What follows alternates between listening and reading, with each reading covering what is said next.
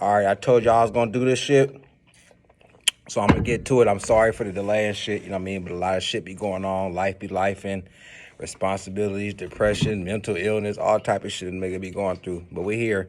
Let's get right into it. I just got off I'm on break right now, but I'm gonna get this shit in right now. We do content anywhere. As you can see, you see where I'm at. I'm in the classroom, live from the classroom. Hopefully my job don't see this shit and be like, this nigga making content while he supposed to be at work inside the children's classroom. Yeah, we get on what we mad at. Anyway, yeah, like I was saying, this Young Thug situation, which I wasn't even gonna touch on it because everybody on the internet then left their perspective and gave their 2 cents or whatever about the situation. And I've been seeing and peeping everything, and it's crazy because every time I get ready to make a video about this clown, more and more phone leaks come out, you know what I mean? So it's like, I don't know if I should wait to make the video and wait till this nigga done being Mr. Telephone Man, or should I just get mine off right now?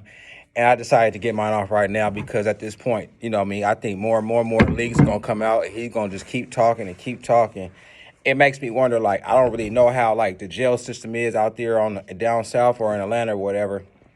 But I know out here and shit, you know, the phones usually set up in the day room and shit. You know, it's usually like 2-3 phones and shit, and you know you have to stand up while you're on the phone, you know, conducting your conversation with who you conducting it with or whatever. And they're usually side by side, and it's usually I think a 15-minute minimum to have on a phone conversation unless you call back and then you know it resets and you get 15-minute increments on the phone. But from listening to all Young Thug's phone leaks, it's like, damn, bro. I wonder what's like. Did he have a telephone in his cell, or you know what I'm saying? Did he have a phone somewhere that, like, you know what I mean, in private, or was he standing? Because I just really can't see this nigga. Like I said, out here in California and shit. I'm from California. The phones is by the wall and shit. You gotta stand up. But from listening to these niggas' conversation, right, I'm like, man, this nigga sound like he comfortable. Like, I'm like, is this nigga in the cell, laid up in the bed with his feet twinkling in the air, or is he laying on his stomach with his ass in the air like Whack 100?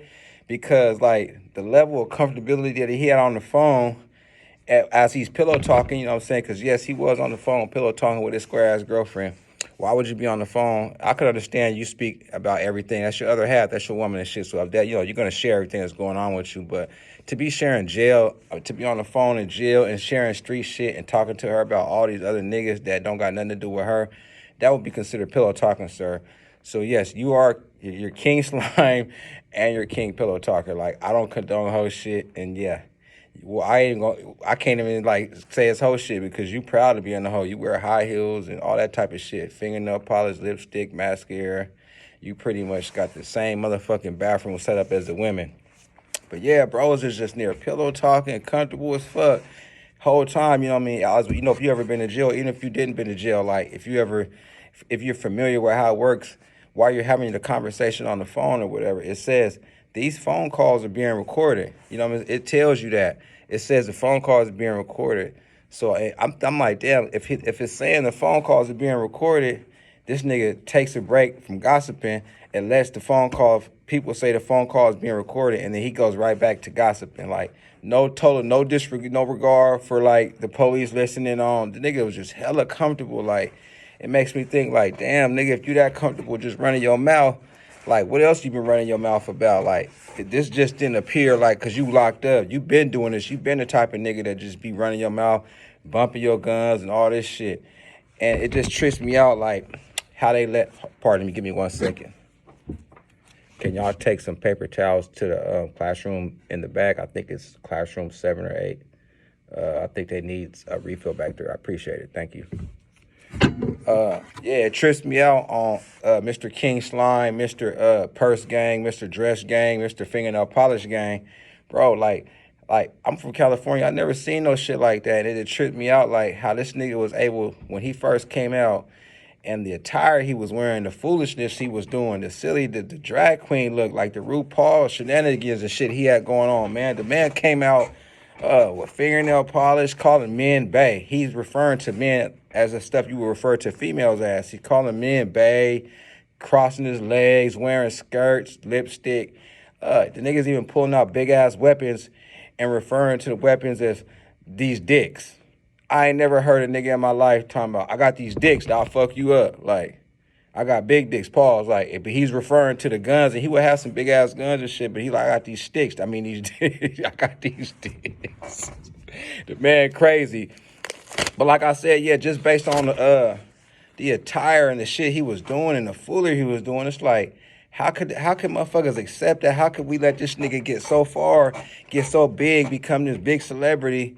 When it's like, how do we accept that? Like, and never once in hip hop have we allowed, not even we, like, have we seen a motherfucker come out with the motherfucking antics that Mr. Jeffrey, Mr. King Dress, has been doing around this motherfucker. And then to have a big following like he had, it makes me question a lot of the motherfucking so-called gangsters that he had up under him. I can't really call them so-called gangsters because the niggas was out there standing on business, shooting people and doing what you do in the streets and shit. So it's just the fact that they was doing that shit for a nigga that's basically a he-she. You know what I'm saying? Remember LL Cool J said that shit in his video? He-she? Well, yeah. Matter of fact, before I even forget to say it, Young Thug, you remember the nigga wrestler from WWF, Gold Dust, the fruity dude, he used to wear the whole gold suit, and he always would say something like GAY stuff. That's where Young Thug got like that Gold Dust type swag. The nigga's a fruitcake. But anyway, it's like, damn. And then the rap game just accept him. Where do we fall off as the people to let this dude prance around, bruh, twerking his little butt cheeks, acting like he a G, like, that? It's just crazy. Like, we just, have we got soft as the world? I mean, what's going on? Like, just because he say tough and show guns, like, we allow him to do this foolery. Look, come to find out, hey, stay dehydrated, keep you some water in your system, and help your skin glow and look good like mine. But yeah, bro, like, you know what I'm saying? I could never, like, I don't care how much money you got or how much influence or so quote unquote clout you got. I never follow a nigga that's out here looking like the aunties and the nieces and the moms and that side of the family, the female side of the family. Like, that's what he looked like. And you out here giving orders. And, like, the niggas that's out here putting in work that's under him, like, why y'all just didn't debo him? He ain't tough. Like, the nigga's sissy. You know what I'm saying? He's soft. Like, according to Rollo, Young Thug never was that type of, he was never a stomp down. He was never no G. It was the people that was around him putting in work. He's just a rap artist, you know what I'm saying? Around here acting like John Gotti or like he's some part of the mafia or whatever. And it tripped me out. Like, I was thinking about it the other day. Like, I was comparing the old, I don't want to say the old Atlanta, my era of Atlanta artists that I listened to compared to the new guys. Like, okay, for example, you know what I mean? The Young Jeezys, the Roccos, the Gucci Man, Shorty Low, Outkast, Ludacris, T.I., that, you know, that version of Atlanta, you know what I mean? Those guys gave you Atlanta, you know what I mean? Jermaine Dupri, when you seen them or heard them guys, they presented ATL for you. They gave you the ATL lifestyle, you know what I mean? They showed you how ATL get down. Fast, and they gave you numerous hits, you know what I'm saying? Timeless hits. All them guys I just named you got timeless hits, classic bodies of work, good catalogs of music. Fast forward to what we dealing with now, I'm gonna tell you the big difference, at least from my perspective, with the Gunners and the Young Thugs and the Lil Babies, the Futures, who else? Rollo, all those guys, right? As far as like the Lil Babies, the Gunners, the Thugs, you know what I'm saying? I think where they fucked up was, instead of presenting being Atlanta niggas, they got this, you know, they got sucked into the California politics, you know what I'm saying? I think Gunner, he represents 6-0. I think Baby represents 6-0, and I think Young Thug, I know he a blood, but I don't know what blood gang he from. I don't know what section he represents. He's just, I mean, shit, maybe 60 gang, I mean, dress gang. Whatever dress gang or 60 gang or purse gang, wherever they located at, he's the king slime of that gang. But yeah, where I think with them guys, the Lil Babies and all them fucked up, not necessarily the Futures, because Future, he just a trick / type player. Like, you know what I mean? He don't really get caught up in all this stuff. And then Rollo, you know, he a straight nigga, but I don't really think he got caught up too much in the gang politics. But as far as them other guys, really all of them, they trying to, you know what I mean, instead of being Atlanta niggas, they trying to politic and trying to be G's and shit, and do the gang banging stuff. And as you can see, you know what I mean, when the shit hit the fan, they was never really built like that. You know what I mean? As you can see, you know what I mean? You're not, leave that shit to the California guys. You guys trying to politic, call shots, and do all this shit, and you're lost in the sauce. You're not cut from that cloth. You're not like that.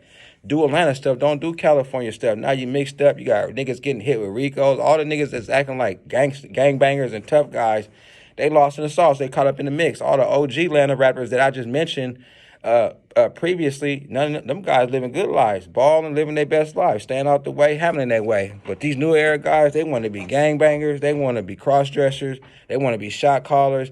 They want to be all this shit instead of just getting the bag and enjoying life and doing it big, right? I'm going to put y'all up on game, right?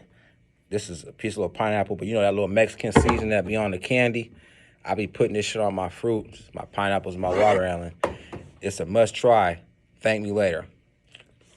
But like I was saying, them niggas got caught up in the gang politics and they're not built for it. And now everybody's running for the hills. Niggas running, leaving Atlanta. Niggas turning on each other. Niggas talking about each other. Well, not niggas, Young Thug with his snake ass.